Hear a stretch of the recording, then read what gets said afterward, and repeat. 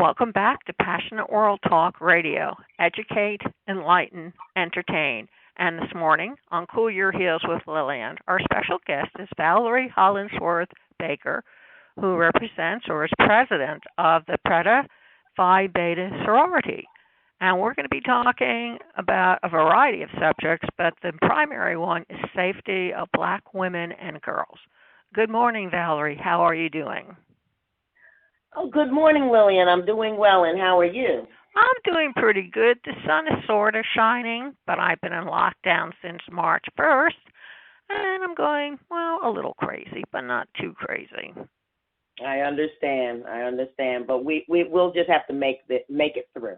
That's right. We women are a lot better at surviving than guys are. So if you're a guy and you're listening, sorry, but that's just the way it is.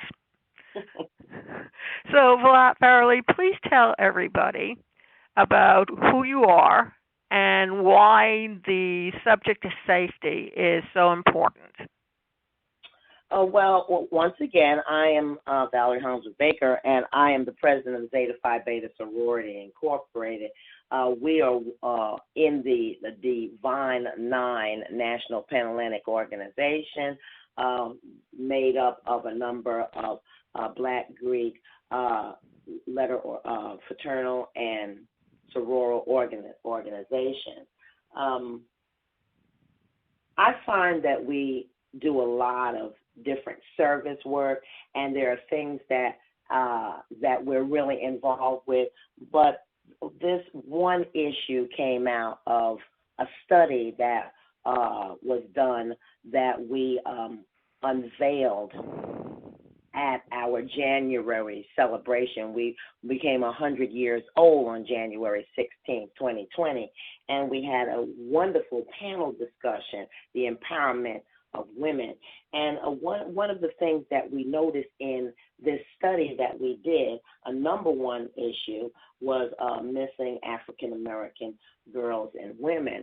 And I think, we tend to hear it on the news, we tend to see it in the newspaper, but sometimes these issues, there's so many things that are happening day by day that the focus sometimes is not as clear as it should be, because the numbers are heightening on a daily basis. And it's just like with what we're living through right now with the corona. It started with numbers steadily increasing, and until it became a pandemic, then it was brought, now everybody is aware of it. So I think it's that type of thing that we're looking at as well, that we do have this issue, and Black women across the country are very concerned about this situation. Now, why do you think, I know, for example, let me preface this, folks, when me and my kid were growing up in Houston, I was a single parent. My son's father was half American Indian, so he had copper-colored skin. And I was told by the police to keep a really good lookout for people because he would be snatched and then sold abroad as part of the what they call the white slavery ring. But he would be used in sexual purposes because he was such a striking kid with his copper color skin. And this stuff has not gone away.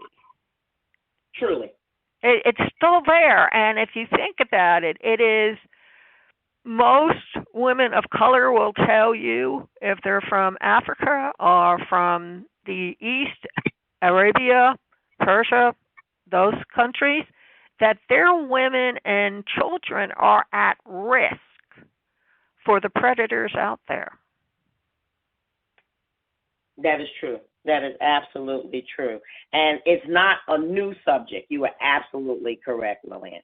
This has been going on for quite some time. I remember talking about this same type of situation when Zeta was able to visit the UN and was there for a women's empowerment summit, and the same thing was being spoken about with African women came, other women of color, and if you're talking about something then and it's still happening now, what to me is where's the disconnect? Why isn't more light being shined on this, and what are we doing about it, and how can we address something that is so critical in our families? Because if your children are being snatched up and taken away, and nobody knows about it, or you'll never see them again. Sometimes the parents are lucky they do get them back, but it's not that's a low percentage. So what can we do to raise the conscience and the voices of our women and of the nation to say what are the issues, why is this happening, and what can be done? And that's one of the reasons why we did this survey in our 100th year, because we wanted to make sure that we focused as an organization to bring this back to the forefront and start having town hall meetings and start having webinars and more surveys to get people more aware of the situation. And I think that's the issue also, trying to get more people aware. I think that if you can put it in a way that resonates with them personally, saying, how would you like it if your child was snatched? I mean, there have been instances in the United States where kids have been, or teenagers or young women have been snatched off the streets and then put into a house of horrors and chained and made to do things. It's the same concept, and I'm thinking maybe the only way really to bring awareness to it is possibly have an amendment passed to the Constitution, making it illegal, because this is a national problem. Yes, it is. It's not just in Brooklyn or in Harlem or in South Orange, New Jersey. It doesn't matter what color you are, but it seems like people of color are chosen more often than white kids are. But it is a national problem, and not to acknowledge that this is going on. What is its purpose? Well, there are pedophiles out there. That's right up there with the porno rings that kids are exposed to and made to act in. You're absolutely correct. There is that issue that why it affects people of color more. It's just like what they're dealing with now with Corona. They're wanting to know why are people of color being more affected, being more hard hit than those that are not of color. So that it's always this disparity that we're looking at, but it does affect everyone, no matter who you are. It will affect, and having something that we can say going through to the government. We normally go out we have our days on Capitol Hill. We go to our senators. We go to our Congress people. We bring it to their attention.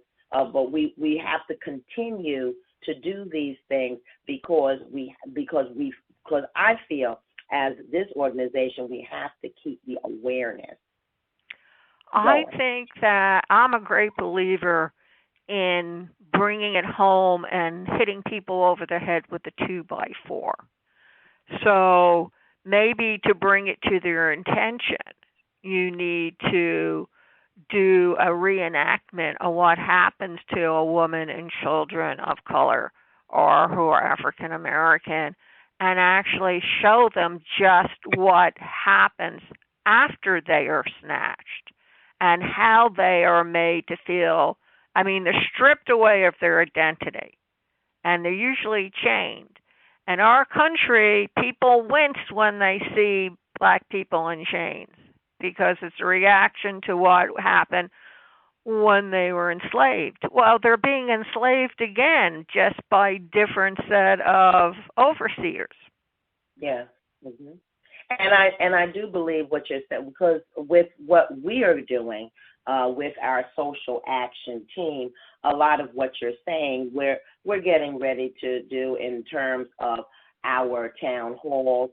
We're also going to have those that something have happened to them, and they're willing to come and talk about some of their experiences, because, as you said, that hits hard when you can talk to someone that it really happened to them, and this can happen to you. We also have a mental health team that we will have come on, and they will discuss as far from a mental health perspective, what does that do to a young girl? What happens to her? If she is lucky enough to escape or be found, and what steps you would need to take to help her to gain back her self-respect and her dignity, and what she would have to do to really come back into society and feel whole again. So so we are trying to work through a number of those things to put a robust program together so that we can educate our members. We can go out into the communities and educate them as well, because we have to be able to be knowledgeable. Now, knowledge is power. And if you are not aware or you do not know, there's nothing that you can do to be helpful. So we want to make sure that at least we are helping those to understand and see it for themselves and bring it more to the forefront. Would it be possible to approach a black celebrity and see whether or not they can approach Biden? I know he's planning on appointing a lady to be his running partner, and maybe approach the lady who will be appointed and sit down and talk with her, bringing this to the forefront, because I believe that this is probably one of the ways you can bring more notice of something that's happening within the black community that needs to be addressed now and not put off for another 4 years. You're absolutely correct, and those items that you speak about, those are things that we are just beginning to work at, pulling together a plan and then a presentation so that we can reach out. And not, we know that Biden may be doing that. We want to know, who may be the person, and then of course we want to also contact those that we have connections with in government, so that we can also sit down and speak with them as well, because there's power in numbers. And I do hope that not only Zeta, but our other Black Greek sororities, they will join in the fight, because this is something that we need to do together. We need to make sure that our voices are heard and the government hears them, so that there's something that will be done. And that's so important, because sometimes you can't just fight these things alone. Group and being collective about an issue is very important, because the more voices you have, the more that someone will hear you, because your voices are louder. Absolutely. It puts me in mind of the Civil Rights March that Martin Luther King did. I think it was during the 60s. Yes. And my brother and I did join him to march in Washington. I really believe that if you can get some of the civil rights leaders involved as well, because you are talking about these ladies and girls whose civil rights are being violated by people who their sole option is to make money. Yes, and it's the machine, whatever that machine is. Whatever, yes, that machine is, and it's a large machine. It's right up there with the National Rifle Association, if you want to put it in those terms. Yes, to me, it's a machine, and this machine has been working for years, and making plenty of money for whomever, and they know to who to prey on, where to go get them, how they lure them in, and that's what I'm saying. But we're not aware for the majority of what I'm talking about. We're not aware. We have to become aware and be more focused, because this has been happening and it'll continue to happen, and it'll continue to spread their wings and go through larger bases until you never know, because this is where the criticality of all of this is. It's been going on, and it'll continue to go on, and what is that going to do for our children? Yes, because your children are the future of your race, of the continuity from mother to child. And if that is snatched away, then the continuity isn't there. Do you feel I know that the Oprah and some other actors were saying that the reason why the C virus is so prevalent among the black people is because of the cramming of the families in government-subsidized homes and the poverty. So would that same argument also be applied to these kids that make them more vulnerable? In a lot of cases, yeah. Because these people that prey on you, they prey on you because they can offer them money. They can offer them a nicer place to stay. They can lure them in with what type of things they can give to them that they can't get at home. And you've got kids that will go that route. Yeah, because they've been taught that things are more important than things that you can't see. Yes. And when living and sometimes for those that are living in that concrete jungle, as I'm talking about, on top of each other, we're crammed together so tight, and we're not spread apart. We don't.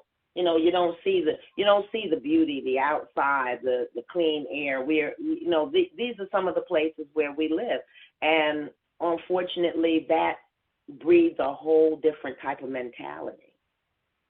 Yes, it does, and if it's not challenged by another type of mentality, then it has a way of whittling the person down. Exactly. And when you are already living in a situation where you're already beat down because of life, what's happened, maybe your family is out of work, maybe it's a single parent home, maybe they're on welfare, maybe they got 6 kids, maybe you only get the hand-me-down. The school you go to may not be the best. You're not getting a good education. Somebody comes through with a fancy car and some money and sees you in the street and wants to help you out, be your friend, do whatever. Some kids fall for that. Yes. Now, is there any way maybe to offer some of these older kids, even the younger ones, some kind of self-defense mechanisms in which they can, they just can't say no. That's not going to work to keep them from being snatched. But I would think there'd be some other ways that they could be introduced to things that they can be aware of.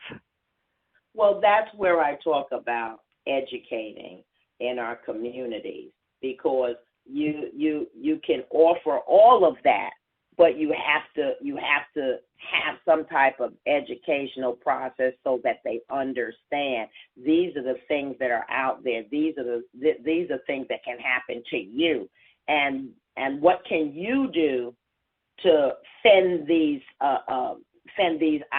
things that may happen to you? How do you fend them off?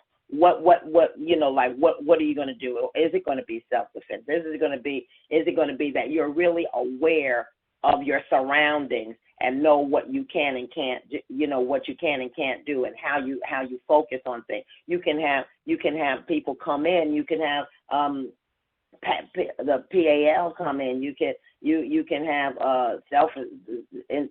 self-defense instructors. You can have those that are talking to the kids from a standpoint of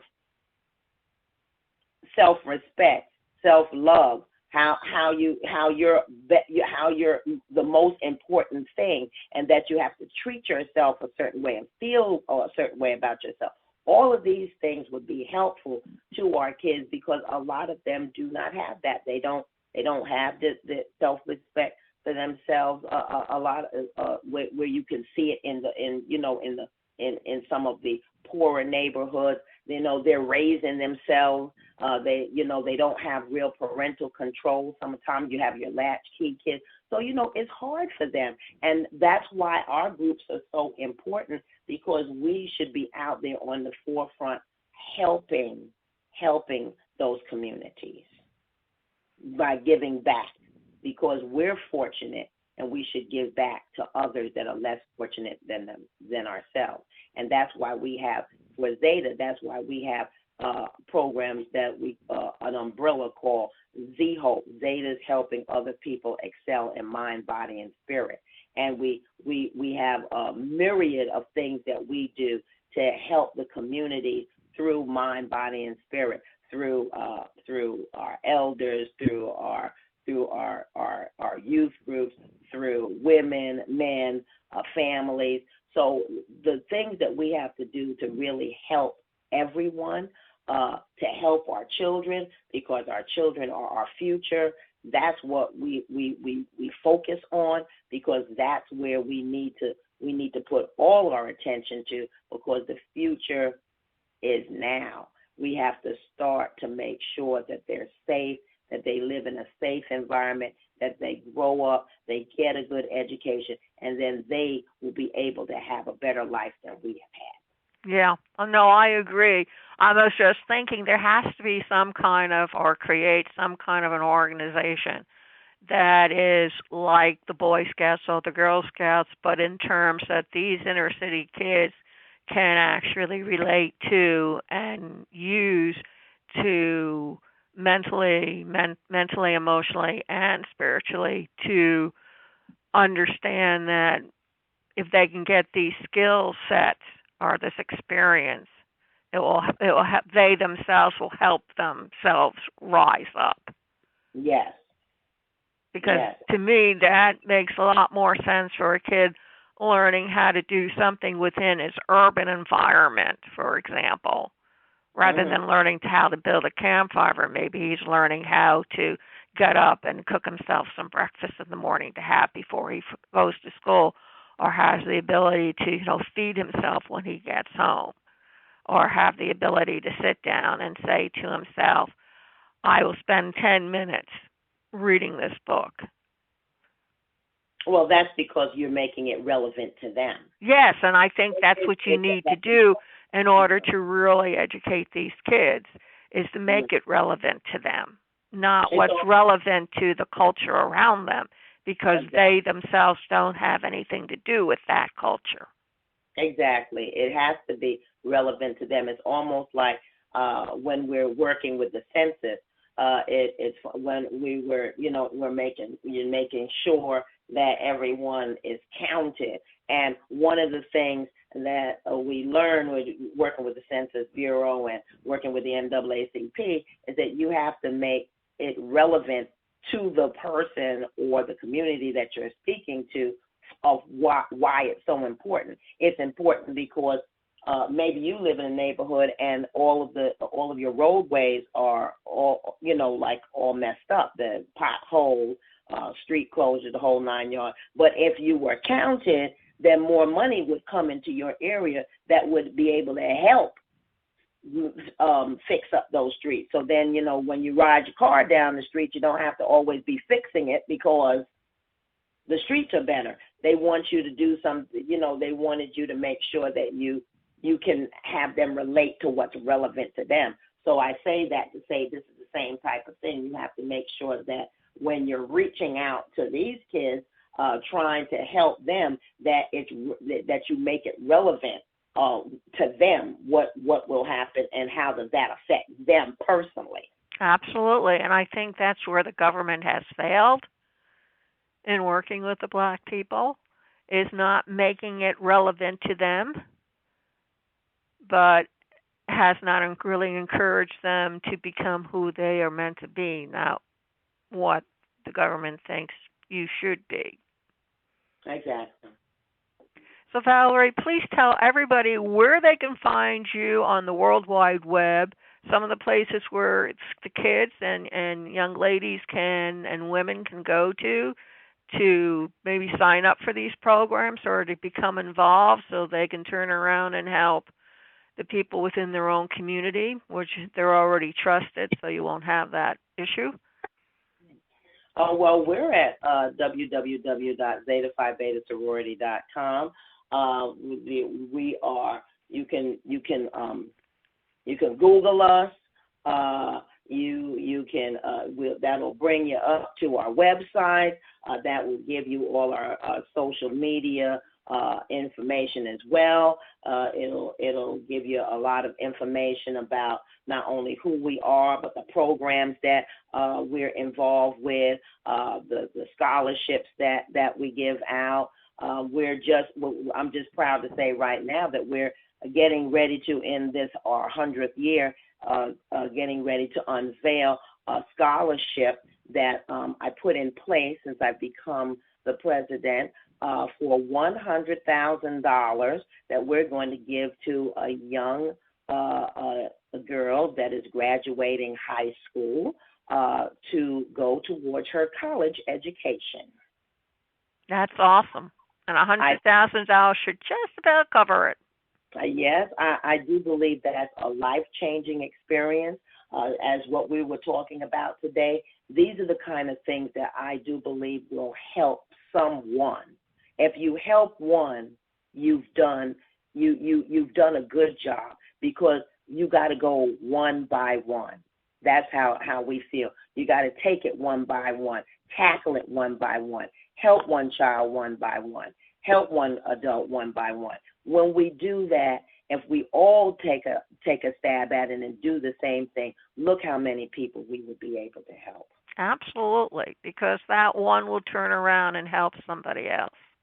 Exactly. Because they've been taught that's what's needed, and they will do it because they themselves have been successful, and they want to share that success with other people. Exactly. And that's what we want to do. We want to share our knowledge, what we have gained with others, so that we can help them to make a better life for themselves. That sounds just what the doctor, if you'll give me, has ordered. So, ladies and gentlemen, and adults of all ages, you can hear this interview with Valerie Hollingsworth-Baker all over again at https://passionateworldtalkradio.com. Menu on the right-hand side of the page. Scroll down until you come to Cool Your Heels. Click on it, and you should see it or hear it. If you're computer challenged, we have a sizzle line, which is a phone line.